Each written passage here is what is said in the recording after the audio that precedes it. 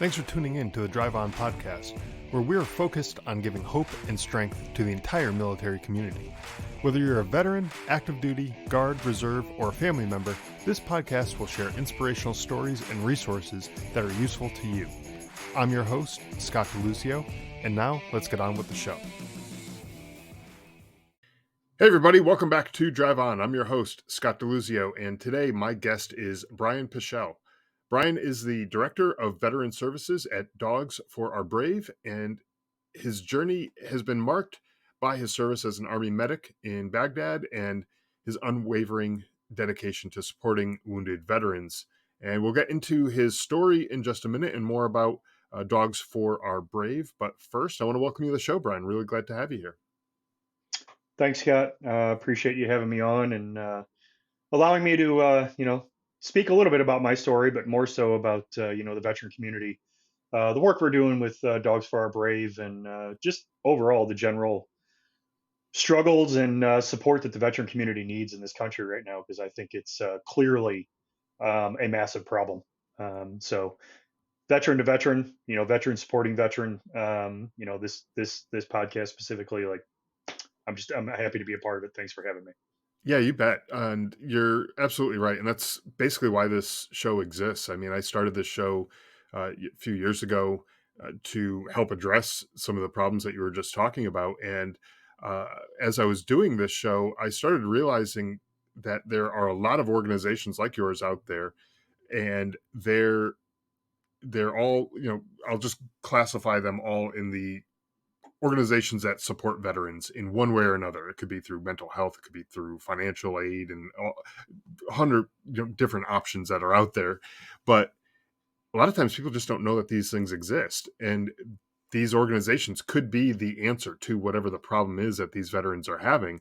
But if you don't know that it exists, or even know what to search for to find these things, then you're not going to find it. So I love to highlight organizations like yours and others that are out there, because it really helps to uh, raise awareness for all the things that you guys are doing, so that these veterans and their families and caretakers and all these people who are involved in the military community can find the resources that they need, hopefully a little bit more easily by checking out these episodes and learning about it, and kind of kicking the tires, if you will, kind of like a test Yeah. drive. You kind of hear a little bit about it, and maybe it makes sense for you, maybe it doesn't, but at least you get a little bit of information, beforehand. So glad to have you here. And I guess before we get into kind of the details of the organization, could you tell us a little bit about your time in the military and your experiences serving, as a medic, and all that type of stuff that you did, and any kind of memorable moments or challenges that you might have faced? Sure. This is always you dive back into the realms of your memory, and there's plenty back there. But I enlisted in 2004, in the fall of 2004. Um, so obviously I'm a 9/11 guy. I was impacted by 9/11. I was in my early 20s, right, when that occurred. At the time, I was coaching collegiate volleyball, and it sat on me for a while. I consider myself a patriotic guy. I believe in this country and what we stand for and what we were founded on. Um, I fully support the red, white, and blue. My Mhm. father served in the reserves during the Vietnam era. Luckily, was never deployed. Never had to go to Vietnam, but at that time, my brother had already decided after he graduated from college, and actually he was also playing at the college that I was coaching at, which was pretty fun. Um, he had he was going to go on to the Marine Corps and serve as a reservist in the Marine Corps. Um, so 9/11 hit, and that just kind of sat on me for a while. It really ate at me, seeing it on the news every night, seeing as the war really kicked on and waged on, and we started losing more and more guys. Yeah. I was single, didn't have kids, and it just kind of got to that point where I'm like, you know what, I'm gonna regret this if I don't serve. So I enlisted. I didn't tell anybody I was enlisting. I didn't tell my parents. I didn't talk to my family about it. I didn't tell friends. No one. I just went into the recruiter's office. I knew I wanted to be a medic. Um, that was kind of a experience, if you will. 'Cause he wanted me to go in as a psyops. My scores were high enough, and that's clearly they needed psyops numbers. I told him point blank. I said, "Look, I have a full time job. I don't have to do this." So of course, I left the office. An hour later, I get a phone call that, "Hey, I have a medic slot available." I'm like, "Oh, shocking." Yeah, Right? now you You know, in the right, fall of 2004, that time of the war, I mean, they needed bodies, right? So, right, right, I was go through training. I had some medical background, so I got I advanced about 6 weeks through the AIT portion of training. Um, I was assigned to Fifth Engineer Battalion at Fort Leonard Wood, which is very hilarious because I'm from St. Louis. I'm a St. Louis guy, and I got stationed less than 2 hours from home. So, but with all my travels with coaching and whatnot at that point, I really didn't care. I was hoping to be able to get boots on the ground and go overseas and get in the fight in some way, shape, or form. So I was attached to an engineer unit, which one of two deployable units on the post at that time. Um, we left for NTC not long after that. Did a spin up in NTC. That was an experience. For those, your veteran followers out there that spent time in NTC, that's a memory. That's for sure. for sure. Really kind of opened my eyes up to the challenges, especially being with an engineer unit. And our job was going to be, our main job was going to be route clearance. We were a mechanized combat infantry unit, a lot of sappers, whatnot. So, but we deployed to Baghdad in the fall of 2005. Um, Spent a year over there running route clearance. It was uh, it was a rough deployment. Um, Lost several guys. Um, had quite a few guys significantly injured. I was very fortunate to survive a very massive EFP attack Mm, on our vehicle. We were involved in quite a few, but that one was 6 inches one way, or another direction, and I wouldn't be sitting here right now. So, wow, um, there were a lot of lessons learned there. Um, it was intense to say the least, and sure. it brought a lot of baggage on the back end when we got back home. Um, we redeployed back home in November of 2006. Um, Dealt with a lot of struggles, a lot of emotions. Never really completely lost my military bearing, but came pretty close a few times. But definitely, had enough issues with anxiety. Really started seeing the side effects, the effects of PTSD. Again, we saw a lot, Yeah, and experience full.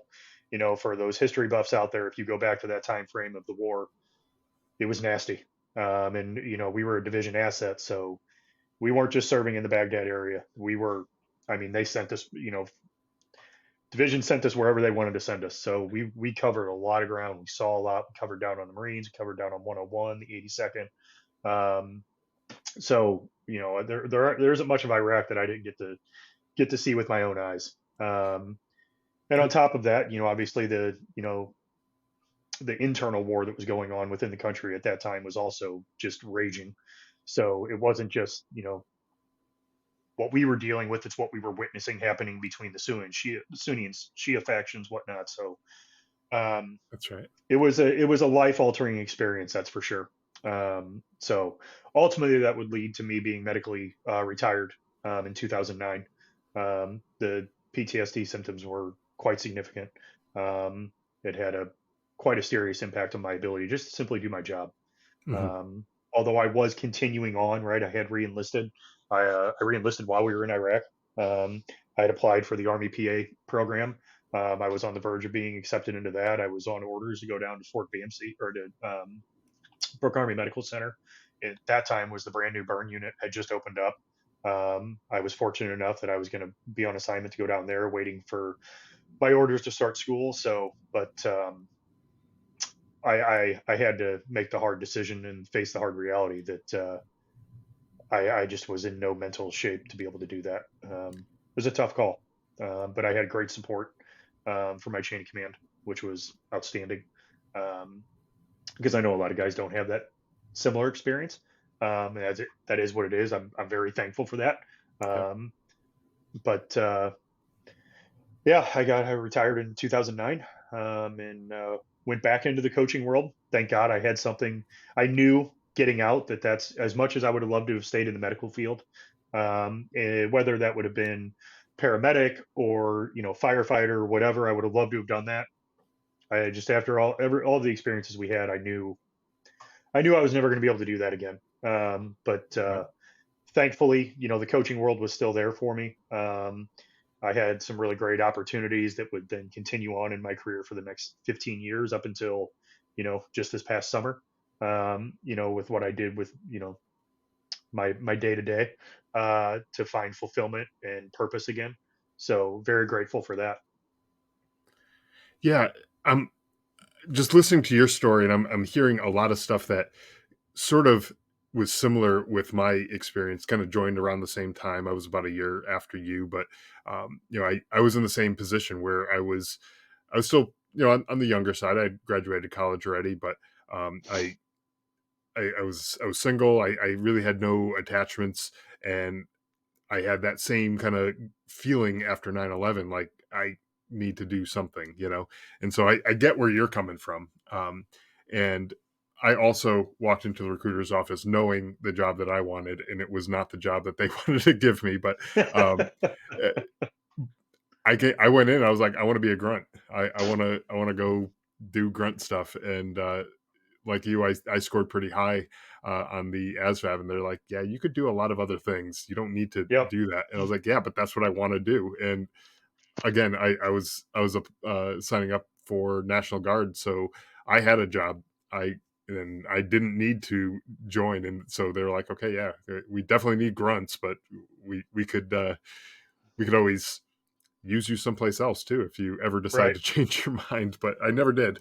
I stuck with that through the entire time that I was in. But yeah, very very similar. And um, uh, I appreciate you sharing your story and your background. I know sometimes that's not the easiest thing to do, but I reason why I ask the question a lot of times of people like yourself who come on the show is because there are people out there who sometimes they just don't want to hear it from somebody who doesn't know what they've been through. And that right or wrong, we can kind of debate and argue that, but especially someone who's now working with veterans and doing the stuff that you're doing with Dogs for Our Brave. uh, I want people to know it's like, hey, they get it too. It's not um, uh, just a random person who has no idea what you've been through.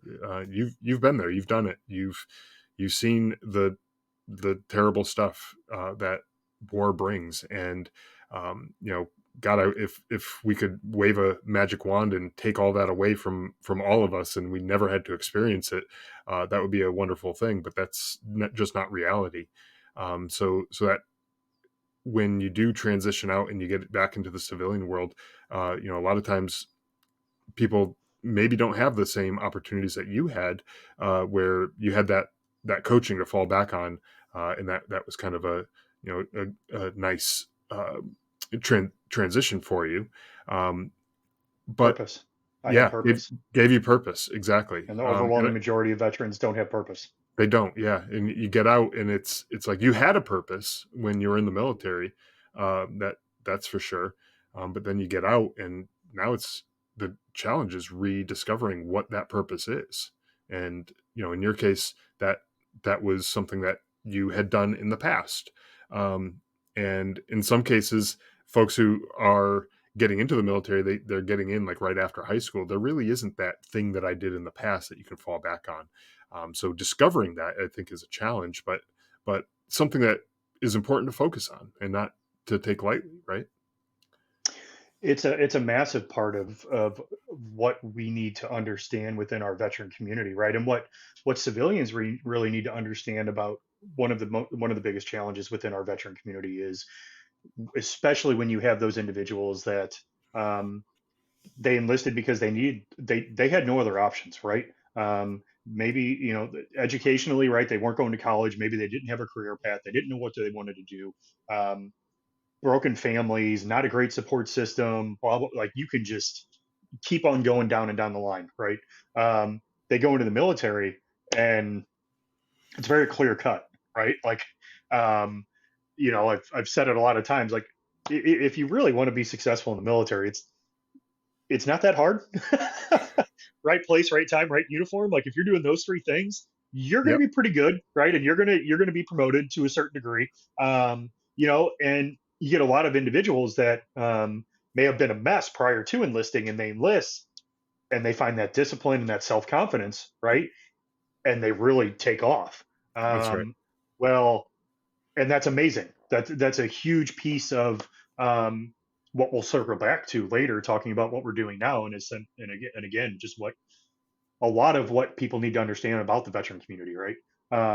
But you go to those individuals that end up getting out, right? Whether they retire or they get, they do their 4 years, they do their 8 years, whatever, they end up getting out, or if they're medically discharged, which we know there were a lot of those over the last 25 years, given the amount of significant injuries and PTSD and psychological issues that we dealt with. Yeah, Um, there are just so many challenges, right? That they face when they end up getting out.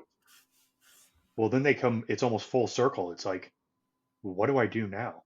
Because as much as we'd like to believe that, if you were an MP, you're going to be able to get a job as a police officer, that's just not the case, right? Depending on where you go.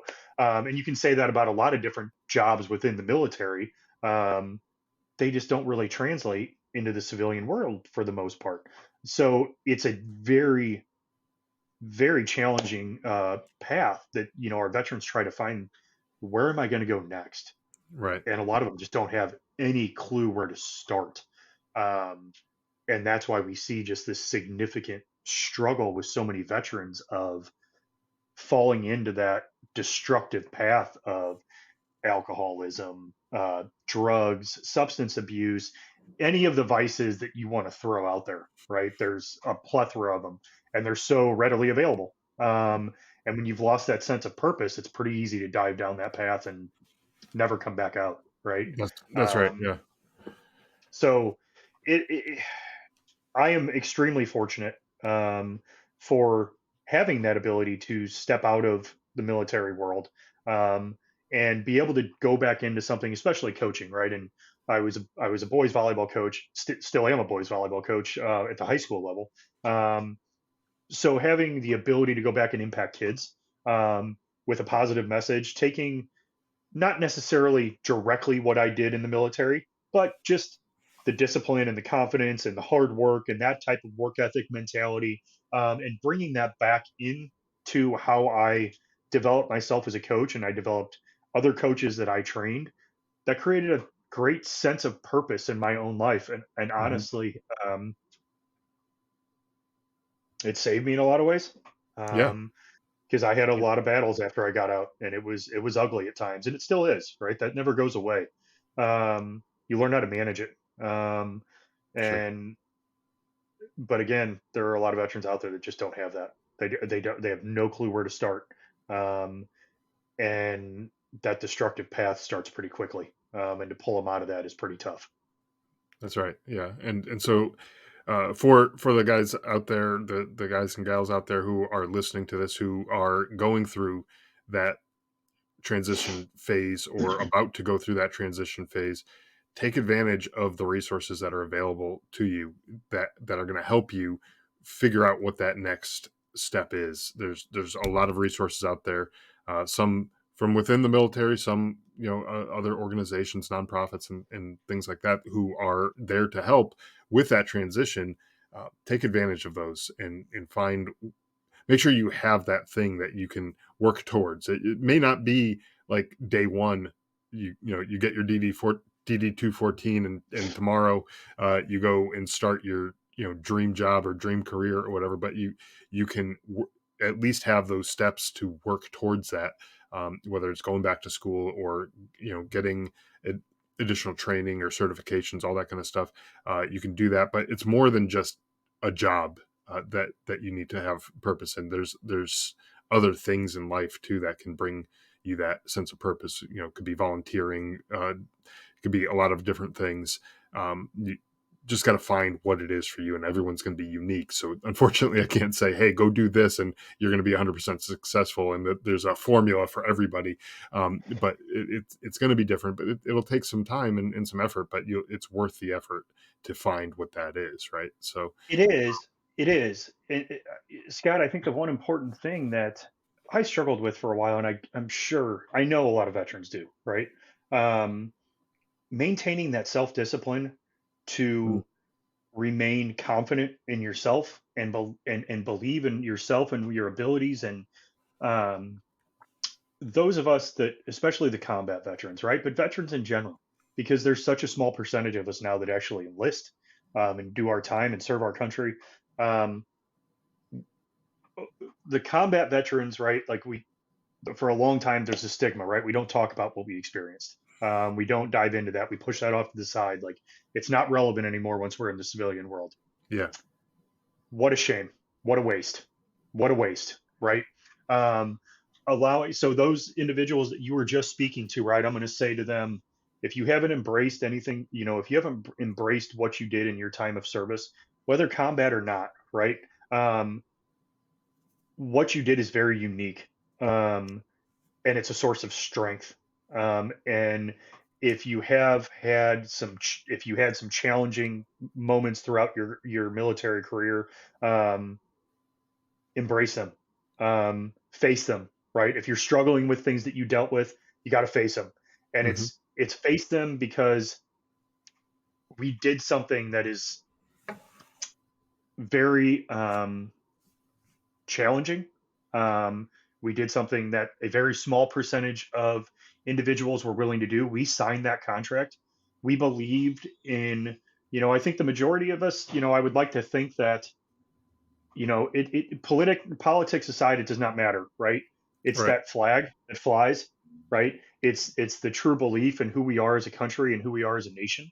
Um, and that should be a great sense of pride that you served your country in an all volunteer force, right? You stepped up in a time, and for the majority of us, right? Because we were in a combat operations for 20 plus years between Iraq and Afghanistan.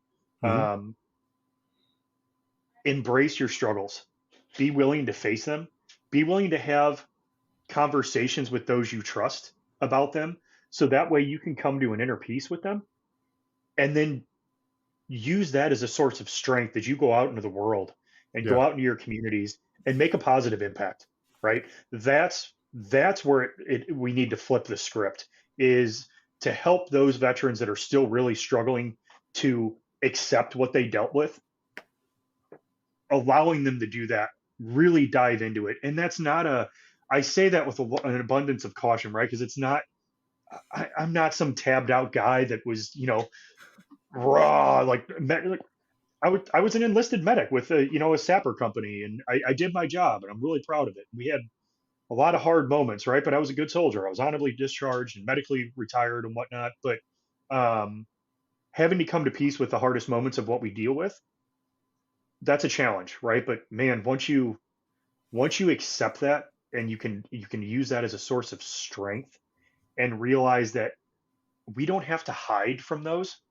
We actually should be utilizing our sense of self discipline and our sense of self confidence within the civilian world, within our families, within our communities, within our jobs, you name it. And the more of us that are willing to embrace that and get out and interact, man, what a difference we can make in this country right now. Yeah. Yeah. I think so too. And that would be a great asset, I think, to the country. And speaking of great assets to the country and to the veteran community, let's talk about Dogs of Our Brave. And you like that transition there? I do. That's smooth, real smooth. um, tell us more about the organization, its mission, and all the things that kind of go along with it. So I'm going to dive in. I'm going to dive into that info, but I love, I want to bring home the point that you started off early talking about, whether it's a straight up VSO or organizations out there. I think one of the most important things that I've realized, and I've been involved in the organization for a little over 8 months now, and that's why I love your podcast, because you give so many you give a platform to so many organizations out there, right? That just don't have the finances or the funding or whatever to really push their mission and what they're doing and how they can help. Um, we all know in the veteran community there are entities out there that have done us wrong.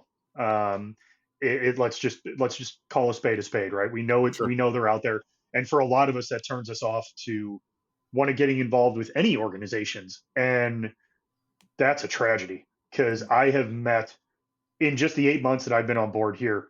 Oh, there are so many people out there that want to help us that provide so many different resources That's right. that we have to make sure that a big part of what I'm doing is trying to make sure that I can connect with as many other VSOs, like-minded VSOs, right? Um, you know, I kind of explain it this way, especially when it comes to civilians. How do we win a war? We need infantry, we need medics, we need air support, we need cooks, we need logistics, right? We need artillery, we need ammo, you name it, right? We need all the pieces working together to win the war. It's the same one that we're battling right now within our veteran community. How are we going to win this war to really get our veteran community back into a better place from a mental health aspect, right? We need as many resources as we possibly can, all pulling on the same rope, right? Yeah. So, and that's going to rely on a lot of those VSOs to start working together, which the majority of them want to, right? They want to connect with one another. They want to lean on one another. Not one entity can win this battle. There's not one that can do it by themselves. Mhm. So, Dogs for Our Brave, doing also our small part of understanding that we have a unique asset of we provide service dogs, um, specifically mobility assistance service dogs to significantly injured veterans that have developed some type of catastrophic wound. Um, and the biggest part of that is we take care of everything for the life of the dog. The veteran will never pay a dime for anything. Um, we cover the training costs, we cover veterinary care, food, bedding, you name it, right? Which is substantial. The training of the dog is roughly about $40,000. It takes for mobility assistance because that's a much higher echelon of service dog, right? Um, but that training can take anywhere from 15 to 18 months to train that dog up. So there's a significant cost there. But the fact that we cover the costs from start to finish, and that essentially we're in it for the life of the veteran, not the life of the dog, right? We talk Right. about the life of the dog, but a dog's service life is going to be anywhere from 10 to 12 years, hopefully, right? But at some point, that dog's going to have to be retired. Hopefully, that never deals with any significant injury or illness, but that happens too.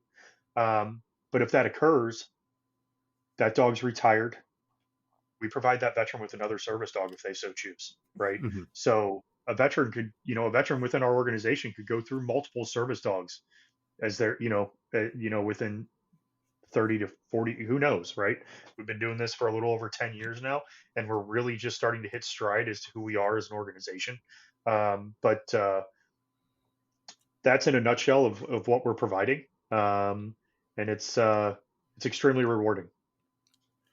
Yeah, I would bet that it is. I think a lot of the veterans who are benefiting from the services that you offer um, probably take some comfort in knowing that uh, all the costs are covered because, like you mentioned, there's a significant cost. I'm not sure if people really understand that just the training alone for a service dog, any type of service dog, are going to be pretty expensive and could be cost prohibitive to a lot of people who might have to pay out of their own pocket for something like that.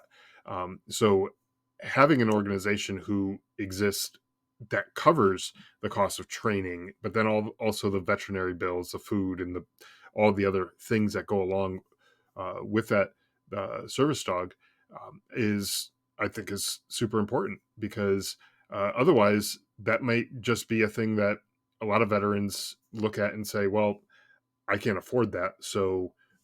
what's next? And let's just move on Right. to the next thing, right? And they just skip over that as an option altogether, where it may be the perfect option for them, but just because of the cost, they skip over it. So what you're doing is making it accessible to folks who may not be able to afford that on their own, right? Yeah, again, the other piece of that is because we're mobility assistance focused, right? We're small. We're small, and we're a nation. We serve nationwide, right? We have veterans all over the country. So anybody that served and was discharged with an honorable discharge, right, is able to apply for the program. Um, we get a lot of applications. Again, we're a small organization right now. We are in the midst of really growing ourselves as the organization itself in order to be prepared to expand our programming. I believe I know for a fact we are going to get into the emotional support dogs, the psychiatric service dogs. We are going to get to that place because we know there is such a great need for Sure. veterans that could benefit from that type of service dog. But we have a lot of great organizations out there that are providing that right now. Mhm. We want to be another one of those in the near future. But right now, we're highly focused on the mobility assistance piece. So most of our veterans have some pretty significant injuries. Several of them in combat, several of them bilateral amputees due to explosions, whatnot. So um, you add all of that up, and it's like, yeah, we don't, our founders, Andy and Marilyn Gladstein, God love them. They realized pretty quickly as this program really evolved that it's great to provide the service dog for the veteran, but some of these veterans, especially the ones that are significantly injured, they're they're going to have to live off of their retirement checks, whatnot. They get Social Security, some disability pay, whatnot. But if they have families, kids, whatnot, like that money dries up pretty quick. It does. Yeah.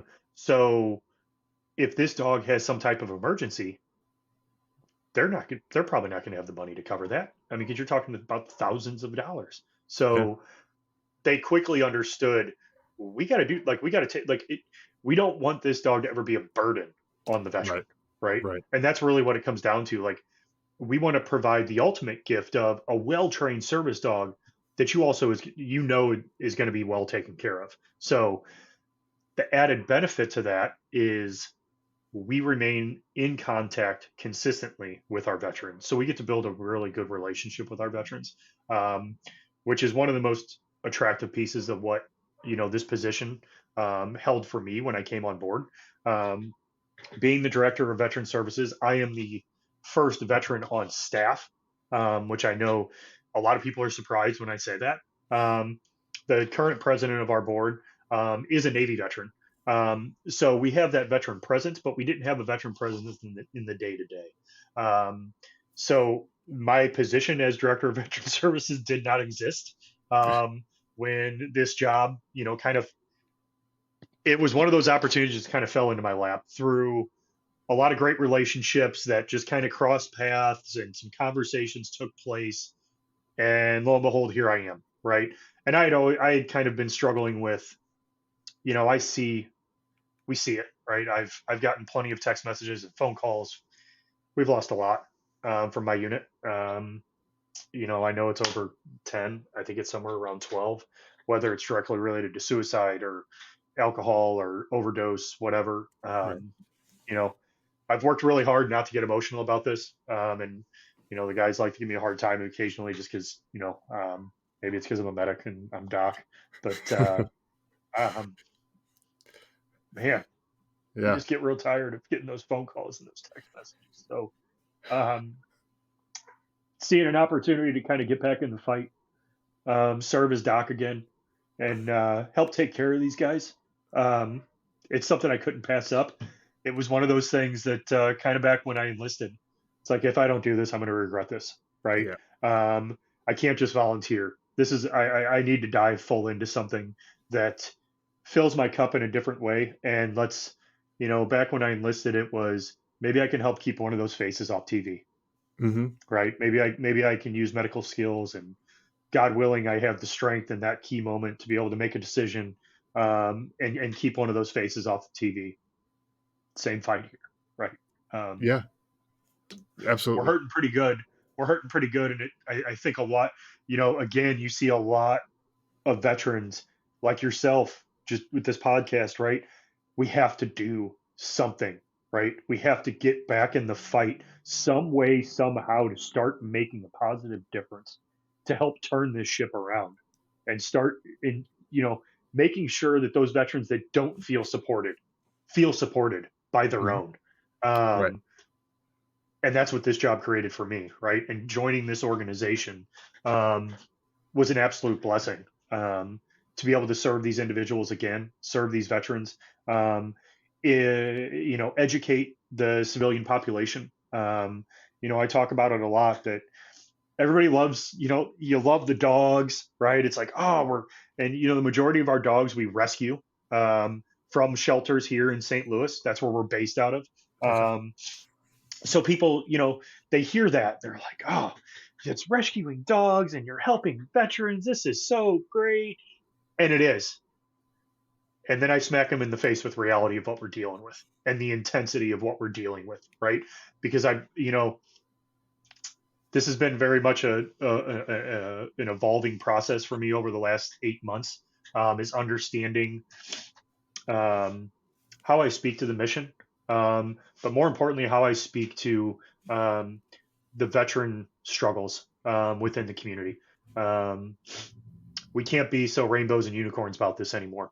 We've got to dive into the real hard facts and make it personal for these people to understand this is impacting your communities whether you realize it or not. And let me tell you how, right? Yeah. Because we know there's veterans all across this country that are struggling massively. Um, so that's a great part about my position is not only do I get to have great conversations about, what we do as an organization, but because of my time in service, um, I can speak directly to and the struggles that I dealt with both in service, after combat, and then after getting out, and then a lot of the struggles that I've seen a lot of my brothers have as well. Um, I can make it real and I can make it personal for them real quick. I'll give them Sure. names. I'll give them names of the guys that we lost. I'll give them names of the guys that we've lost since we've been, since we came back from Iraq. I'll give them the names of the guys and that we're serving right now that currently have our service dogs that went through absolute hell on earth and are still fighting every single day. Right? Let's make it personal, Hmm. because otherwise it's just so easy to gloss over. Yeah. Um, it's we're obviously we need funding, we need to raise money, whatnot, but that happens naturally if you're being honest and transparent about what we're really trying to accomplish here. Yeah, I agree, and I think a lot of the issue that you just described there is this mindset that people have, and I trust me, I was guilty of this too, before you know going through what I've gone through. But just watching television and seeing all the bad stuff that happens, and just thinking to yourself, well, that's something that happens to other people. That doesn't happen to me, doesn't happen in my community or to the people that I know and care about and all that kind of stuff. But that was such a wrong way to think about it, because it happens to real people, real families all over this country in big big cities, in small towns. I mean, nobody is immune to it. Everybody will have somebody who is, maybe from your town. Maybe you don't know them personally, but there's somebody that's going to be going through something significant, due to their military service. And maybe it's a mental health crisis, maybe it's a physical, situation like what you guys typically are seeing. Um, Regardless, they're going through something, and if we don't know that these things exist, if we just uh, kind of just put our blinders on and just think, oh, that happens to other people, that I don't have to deal with it, then you're right, you're not going to. see people who are coming out and supporting the organizations that are out there to help these people. And so, yeah, we do need to raise awareness, and that's part of what this is too. I mean, large part of the audience on this show are military connected, military veterans, service members, maybe even their spouses. But a lot of it, another part of it, is the people who are just interested in finding out more about what happens in the military to service members, all that kind of stuff. So, I think it is a very important thing, like you said, uh, to be able to talk about this in an open way, so that folks do learn about this. And I'd love to know a little bit more about, um, the types of stuff that these dogs are capable of helping, or service members or veterans or whoever they're helping. Um, the type of um, tasks or jobs that these dogs are able to do. And the reason why is because there may be somebody out there thinking, "Hey, a service dog might be able to help. I just don't know if it can do that thing for me." So what are the types of things that people are benefiting from by having these service dogs? So when you're dealing with a mobility assistant service dog, right? Our dogs are capable of, you know, man, they do so many functions. It's awesome. But let's just talk about simple things from they're able to turn lights off and on, right? We Mm. train them how to, use light switches, and, they on command, they can turn light switches off and on. And again, if you're not, if you're physically capable of doing all of these things, I want you to imagine for a minute that just the most simple tasks, right, that are unbelievably challenging for some of those veterans out there that Right, deal with significant pain, right, and how much that paralyzes them from being able to go out and do anything. So everything I'm about to talk about, what our dogs are capable of doing, provides these individuals a sense of freedom and independence that they have right. completely lost. So building that sense of confidence, right? And to your There, point, the retrieval. and to your point is these things may seem, to a healthy person who has full functions of all their limbs and everything else, they have full functionality. It may seem like a real simple thing, like turning on and off a light switch, but to your point, to these veterans, it's not a simple thing, and it's something that's extremely difficult. And that's why I wanted to kind of hear what some of these are. So, Yeah. sorry to interrupt So the there, but go basic, ahead. no, you're good. The basic retrieval skills, right? So, any of our veterans that have our dogs, right? Well, we attach ropes, very thick ropes with knots to let's door handles within their house, right? The refrigerators, excuse me, and whatnot. Their dogs are able to open the refrigerator. They're able to climb in, grab bottles of water, medications, you name it, right? We tailor that once the dogs are paired with the veteran based on what that veteran specifically kind of needs in order to improve their daily lives, right? Um, I think the one point I want to make is the service dog is not meant to make the life of the veteran easier. It's meant to make the life better, right? To create a better life for them, which means the veteran has to do a lot of work in order to learn how to handle the dog.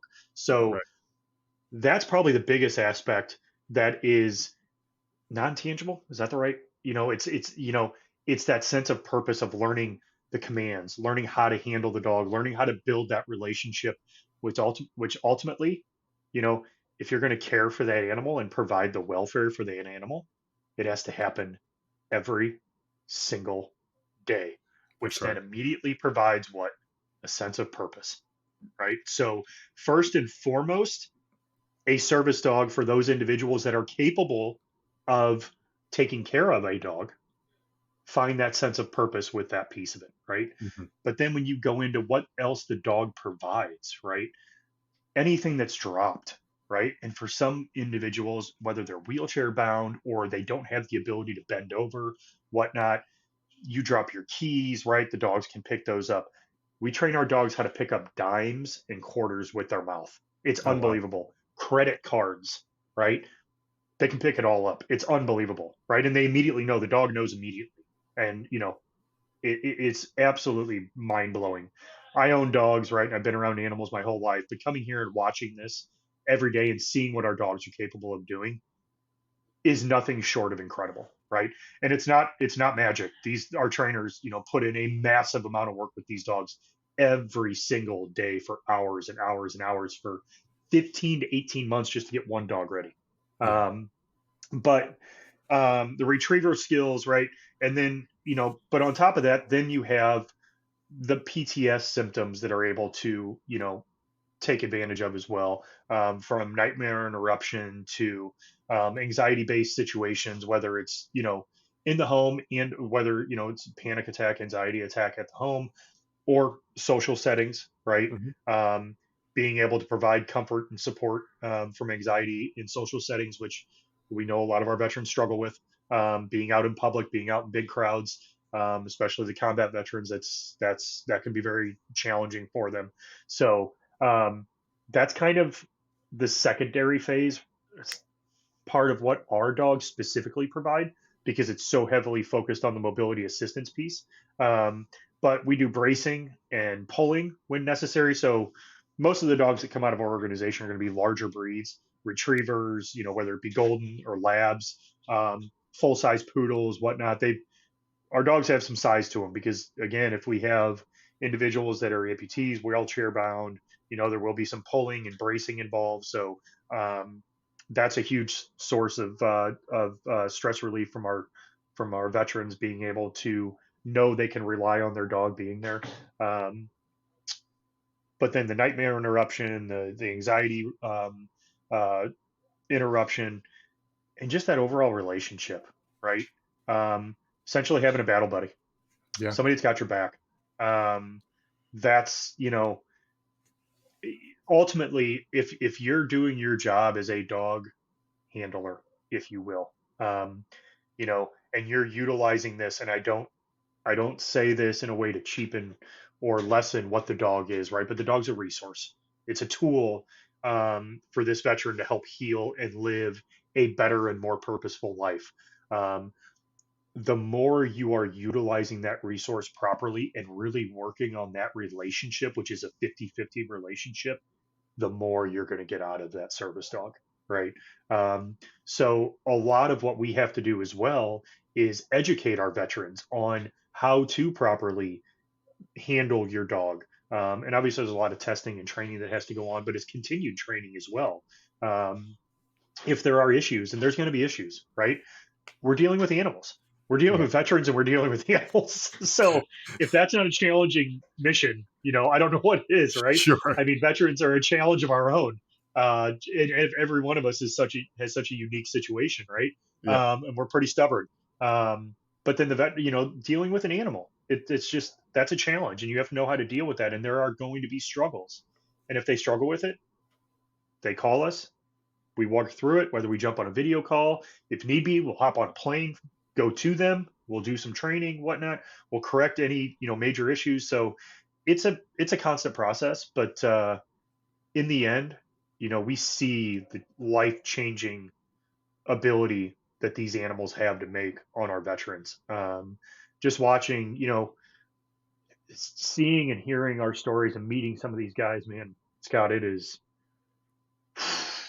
it is I, unbelievable to see how much their lives have changed. Like, and I just see videos from some of these guys because I wasn't here, obviously, when they came into the organization, and see where they are now is oh it yeah. motivates the hell out of me every day, um, to understand that I have such a great opportunity here, not just to support our veterans, but to challenge our veterans, right? Like, this is hard work. You have to accept that mission. You have to accept the fact that, like, you're going to have to put in here, right? This is not an enabling program. This is not a handout program. And I think a lot of veterans need that. They need that little bit of a foot in the rear, get themselves going again. They need that challenge. They need to accept that challenge.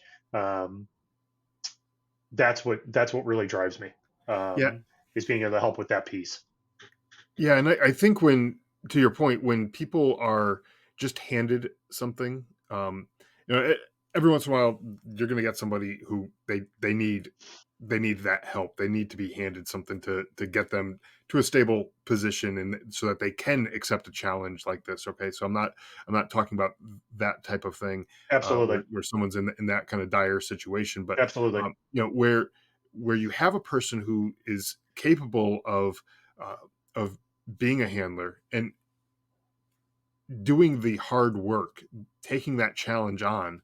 Um, when you have that person, if they are just handed everything to them, they're not going to appreciate the amount of benefit that they're getting from it if it's just handed to them.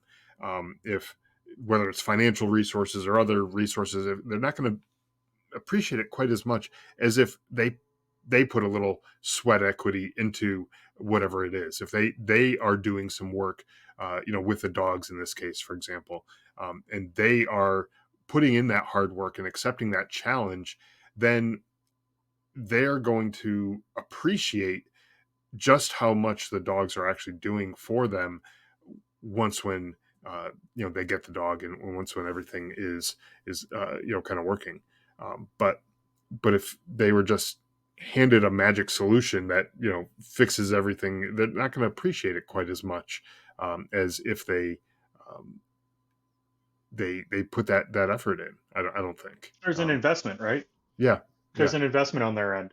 And again, going back to a lot of what we talked about earlier, it feeds into exactly that, right? Like if this dog is the gateway to them building that self, you have to be disciplined, right? You have to be disciplined in how you care for the dog every single day. And yeah. I think we understand the word discipline when it comes to the military, That's right? right. I'll shameless plug, right? There But you go. you look at the flag up there, like I believe in it. And it's, I'm sure plenty of your viewers know who Jocko is and discipline equals freedom, but That's right. we have no affiliation with them, but but that discipline piece is something that we miss so drastically. And that's where a lot of us lose that sense of self confidence. Um, this is such a great opportunity for us to help build that sense of discipline and self confidence because they want to take care of that resource that we've provided them. Yeah. They have a responsibility now. Um, and then that can branch out, right? That can have tentacles and it can really start encourage them to start doing other things because they now believe in themselves again.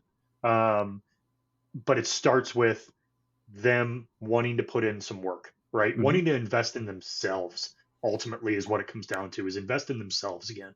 Um, and we struggle in the veteran community. I'm sure you've heard it time and time again, right? We're so god awful at asking for help. We are We are. absolutely terrible at it. But that's part of who we are, within the military is figure it out, right? Adapt and overcome, figure it out, find a solution. Yeah. Um, so ultimately, a lot of times that's what we're doing. If we can't find a solution, what do? We put that on ourselves. Hmm. Um, we take that personally that we're not I don't know, whatever, it just knocks that self confidence down that we don't have the ability to find the solution there. Right. So Right. therefore, we don't want to ask for help because we're embarrassed. We feel like we're a failure, whatever the case may be. We can go on and on. Right. And I know there's plenty of vets out there that feel the same way.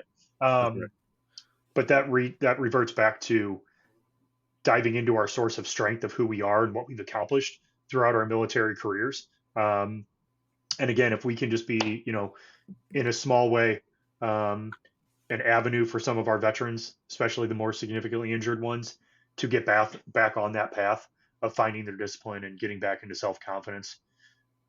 What a great opportunity we have. Definitely, and it's definitely a huge opportunity for those veterans who are facing these sorts of challenges. And um, I know you said it's 15-18 months or so to train a service dog.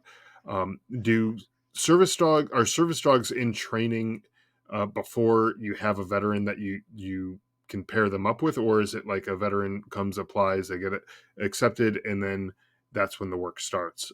How does that all work? So for our organization, right, and I'm just going to speak for Dogs for Our Brave, right, because of what we provide with the mobility assistant service dogs. So in the facility we're in right now, which is very small, Maximum dogs we can house in the facility is 10. Right now we have 6 because that's actually probably ideal, Mhm. because we do have a smaller facility.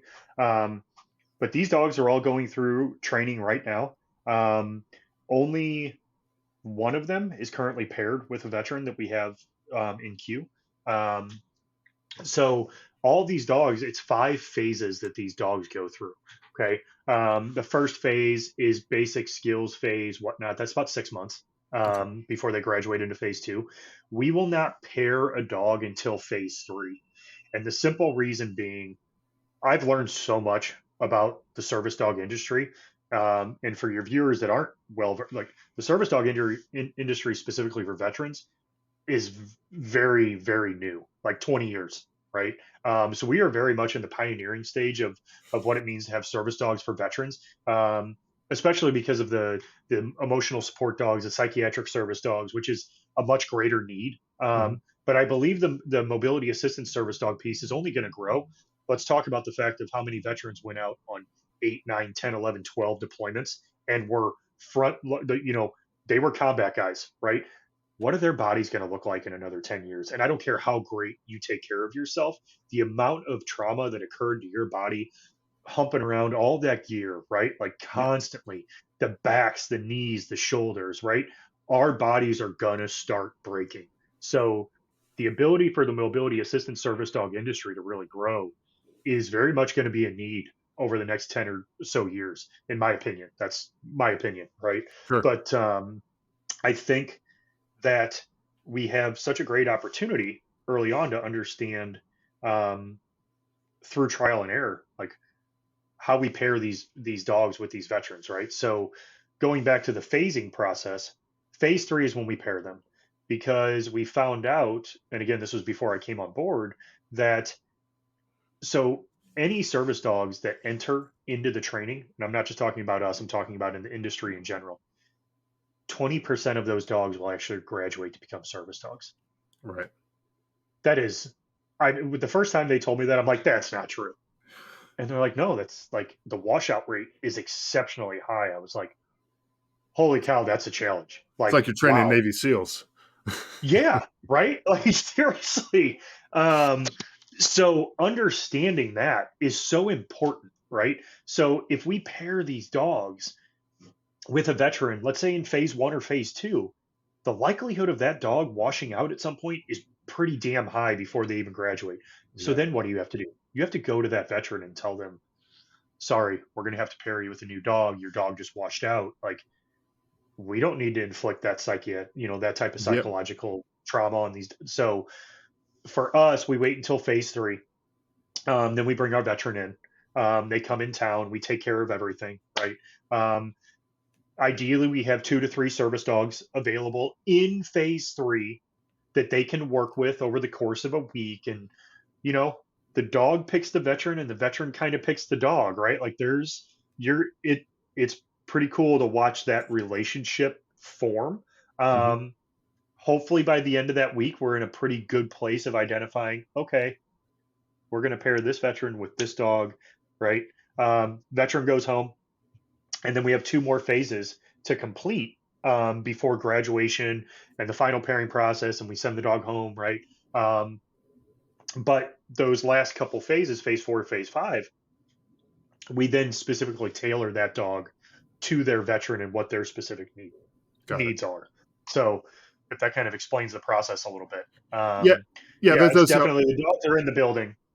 Yeah, yeah, that does help kinda explain it a little bit. I was kinda curious to see, like, do you wait to start training them? Because I knew there was some, like, basic training that needs to be done, like, Mhm. basic commands that probably all dogs are gonna need to know, and, do you wait until you get the veteran and then start training a dog? Or is it, a little bit further along in the process, which I imagine by phase 3, you have a greater confidence that the dog's gonna make it through than you do at phase 1. Yes, And so that's yes. probably a safer time to start introducing the veteran to the And dog. again, because this is a mobility assistance service program, that's why it's so significant that we wait because the time frame is so long in Yeah. order to train these dogs. So, um, but there's other programs out there that have the puppy raising program, right? Where the veteran may have the dog themselves, right? And they may have the puppy and they go in.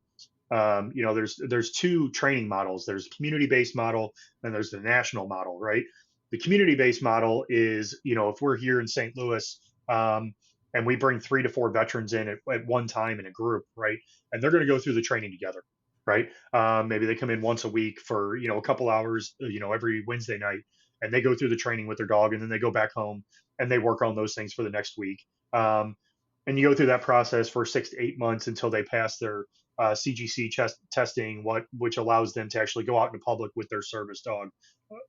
That's the community-based model. But then the national-based model is what we're doing right now. So we're doing all of that training immediately once we have the dogs in the facility, and then pairing them later. So Got it. there's options out there. It's just a matter of, from the veteran's point of view, number one, what type of dog do they need? What are they looking for? What do they really, what's going to enhance their life the most? So yeah, there's different models out there. And again, that's part of helping the public understand, especially our veteran community understand, like, that's why I try to be pretty clear about what we offer. We're very unique. And I know obviously it's very enticing when you hear, well, 100% of the costs are covered by the organization. Sure. Well, there's a reason for that, because we're trying to help those that are in pretty bad shape, right? Because they just need a little bit more, because the battles they have to overcome are just, they're a little bit more significant than others. Yeah. So that's a piece of it, right? And it's hard to have those conversations with veterans that apply. But the good news is I connect them with, at least 3 to 5 other service dog organizations that very well could be a good fit for them. So it's still trying to serve those veterans that apply for the program, because again, what were they willing to do? Reach out and ask for help. That's right. And you give them credit for that, right? And I always thank them for that. That's that's a big step for a lot of them. So there's a long-winded answer for No, how we. I got what you're saying. It's it, and I think that was a good answer. And you mentioned the costs are fairly significant, and I know there's probably some people out there who are interested in donating, finding out more about the organization, and also folks who are going to be interested in applying to uh, get into the program to get a Mhm. service dog themselves. Where can people go to find out more information, to make donations, to apply, to all that type of stuff that you guys might need? So you can go to our website, dfob.org, dfob.org. We have our application. Our application is an online application. It's the veteran introductory form. Okay. That comes straight to me. I review it. A DD 214 has to be supplied upon submittal. That's just part of the process, right? We have to verify your service time. And then from there, if I believe they are going to be a potential candidate, they go into the full blown application process. That's a little bit more substantial. But as far as there's a ton of information on our website as far as how you volunteer, donating. We're actually getting ready to launch our Shopify store with a ton of merch, and we've got a really, you know, nice little sweatshirt. Everybody loves swag, right? Sure. And if you and it, at the same time, it supports the organization. There's some pretty cool, there's military emblems and what on the back. So, but dfob.org. We're on all the social media platforms. Dogs for Our Brave on Facebook, Dogs for Our Brave on Instagram. We're on X, Twitter, whatever you want to call it. We're on LinkedIn for the professionals out there. But you can, again, there's donation opportunities on there. There's ways to get involved. Yeah, lots of information. Perfect. And I will have links to all of that on the show notes for the listeners. So uh, I'll have the link to the website and your social media pages and all that kind of stuff as well. So uh, you guys don't have to jot that stuff down. It should be pretty easy to find it if you're listening to this episode right now. Wherever you're listening to it, you can just scroll in and click the link to wherever you want to get to. So thank you for sharing all of that and sharing what you guys do at Dogs for Our Brave. and your own personal experiences. I really do appreciate you sharing that with us. So, anyways, That's a thank tough one. you again for taking the time to join us, um, and sharing everything that Dogs for Our Brave is doing. Thank you. I appreciate it, Scott. This was, I've said it numerous times. The more of us out here having good conversations, the better off we're going to be in the long run. Yeah, And as hard as those conversations are, that's why they've got to be good conversations. We got to talk through this, both awareness for the general public, for the veteran community, but ultimately to encourage others to get out and do the same thing. yeah, I talk to a lot about the civilian world about, what, if you know a veteran that's out there that's struggling, have a good conversation with them, grab a cup of coffee, right? Um, that can make the difference, all the it, difference in the world. it really could. So I appreciate the good conversation, Scott.